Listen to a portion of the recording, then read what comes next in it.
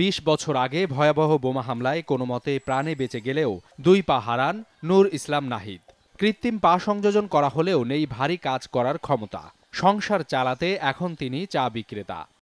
শুধু নাহিদ নন, তার মতো অনেকেই বয়ে বেড়াচ্ছেন বিভীষিকাময় সেই দিনের স্মৃতি। কিন্তু যাদের কারণে এ অবস্থা তাদের, সেই অপরাধীদের শাস্তি আজও না হওয়ায় ক্ষুব্ধ তারা। স্বজনদের মনে বাড়ছে হতাশা, বিচার না পাওয়ার শঙ্কা। মামলাটা যেভাবে উপস্থাপিত হয়েছে এবং যেভাবে সাক্ষী হয়েছে, সেটা দেখা যায় যে এটা বিচারের নামে এটা একটা প্রহসন হয়েছে। আমার মা এদার ওদার ঘুরে বেড়াচ্ছে বিচারের আশায়। সে দেখে যেতে চায় যে তার সন্তান হারানোর বিচার সে পাইছে।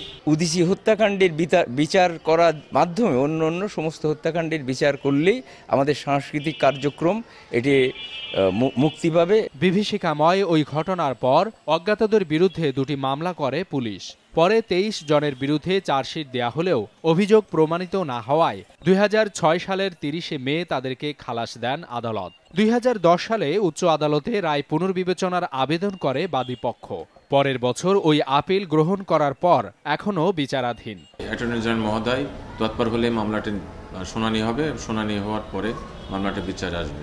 এদিকে বিচার বিলম্বিত হওয়ায় ক্ষোভ প্রকাশ করলেও বর্তমান সরকারের মেয়াদেই বিচার শেষ হওয়ার প্রত্যাশা জেলার সাংস্কৃতিক আন্দোলনের নেতাদের। আমরা মনে করি যে এই সরকারের আমলেই যেন আমরা বিচারটা দেখতে পারি। 1999 সালের 6 মার্চ যশোর টাউন হল ময়দানে উদীচী শিল্পগোষ্ঠীর দ্বাদশ মহাসম্মেলন অনুষ্ঠান চলাকালে শক্তিশালী 2টি বোমার বিস্ফোরণ ঘটে। এতে 10 সংস্কৃতি কর্মী নিহত এবং আহত হন শতাধিক। 2006 সালে আদালত থেকে খালাস পাওয়া আসামিদের মধ্যে উচ্চ আদালতের নির্দেশে আত্মসমর্পণের পর 17 জন 2011 সাল থেকে জামিনে রয়েছেন। একজন মালয়েশিয়া পলাতক বলে জানা গেছে। সময় সংবাদ, যশোর।